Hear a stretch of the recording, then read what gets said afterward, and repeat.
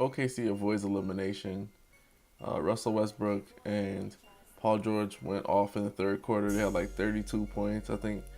32 points, and Russell Westbrook and Paul George accounted for like the majority of them, 20 points or something like that. But man, listen. It would have been embarrassing if they lost on their home court.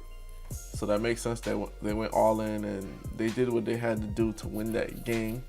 Utah Jazz blew a golden opportunity to move on to the next round. As you all know, the Rockets defeated the Timberwolves, so they're going to be waiting on the winner of those two teams.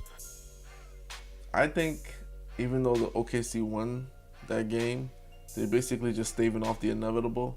It's only a matter of time before the Utah closes them out, in my estimation. The only way I can see that not occurring is if they have the come to Jesus moment with Carmelo Anthony and say, look, when you were on the bench, Russell Westbrook and Paul George were able to make that incredible run.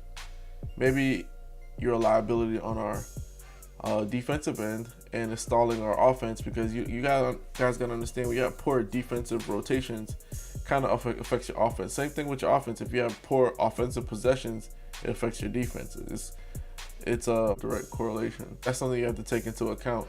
If you have poor defensive possessions, that's gonna hinder your offense, because you're like, wait a minute, you know what's going on here? How we're not getting stopped? So when it comes to getting back on the other side of the game, which is the offense, you're gonna be jacking up bad shots, making poor decisions because you're down. So that's something that's gonna be very, very, very important for OKC to really think about, because if they're able to make this run without Melo, then Melo has to come off the bench, guys.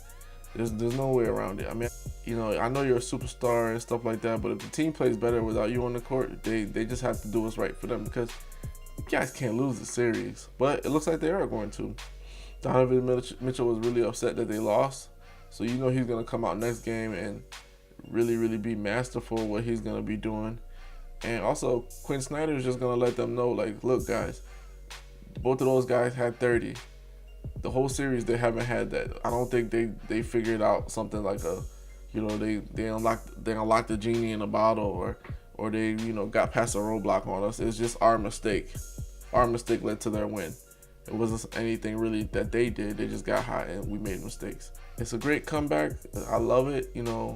Russell Westbrook at 45, which is crazy, but it's still not gonna change people's views on him, because you were down 3-1.